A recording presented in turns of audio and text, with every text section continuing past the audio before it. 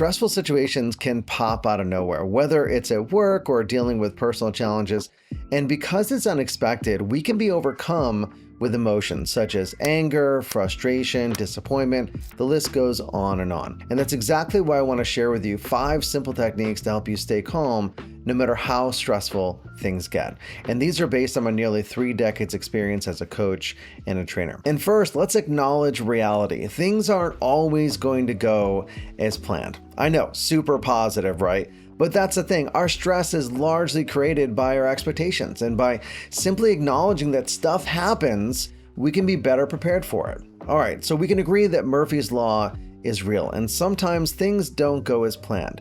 Now let's talk about what usually happens when things go south. Well, first what happens is we experience a negative event. Maybe you're running late to an important meeting, you're stuck in traffic, or perhaps you're delivering a presentation and the projector stops working. Or maybe you have an employee that makes a mistake that's going to cost you tens of thousands of dollars and might even make you miss out on a multi-million-dollar project. So now we have our negative event. What happens next?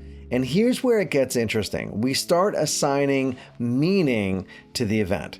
So in our traffic example, we might be thinking to ourselves, if I miss this meeting, well, then I'll get fired and I won't find another job and I won't be able to take care of my family. During the presentation, man, I don't have this memorized and this is going to tank the sale. In the multi-million-dollar project, you might think, if I miss this opportunity, the company's going to go under. It's going to all be my fault. So our minds often jump to the worst case scenario, and it's no wonder that we feel stress. Now here's where we hit the next part. Now the emotions flood in. We have fear, anger, frustration, disappointment, anxiety, even rage. And with all of that, it's no surprise that we don't feel calm. So the full sequence is, here's the full pattern, that something happens that we don't want. We assign negative meaning to it, we feel bad, we don't like how we feel, so we take action to fix it. How often has that happened to you? And I'm sure you can relate. Maybe you didn't get into the school that you wanted to, you thought, my life is over, but then you went to another school and ended up liking it. Didn't get that promotion? Same thing. You felt bad, got a new job, ended up liking it. And this all ties back to something I've shared before on this channel, which I call the performance equation, and that is thinking plus feeling plus behaving equals results. And you can see how this fits in. As events happen, we make meaning out of it. We feel emotions and then we take action to fix it, and that changes the outcome. So let's take a step back for a second and consider, what's the real goal here? Why do we even want to stay calm? And it's because when we're calm, we can take effective action and fix the situation. That's the key. Feeling emotions like anger, fear, anxiety, or disappointment doesn't change the situation, but they do get you to pay attention. And that's one of the primary purposes of these emotions. They're signals. They're trying to help you figure out what to do. The problem isn't the emotion themselves. The problem is how long we stay stuck in them. So here are 5 tips to help you move past the stress and into action. Number 1, take a deep breath. Stress triggers a fight or flight response, and to counteract that, we need to activate the relaxation response. So we simply take a deep breath in through the nose and out through the mouth, and repeat that a few times in order to reset. Number 2 is get curious. Curiosity is a great antidote to stress. You can ask yourself, what's really going on here? Is it really as bad as I think it is?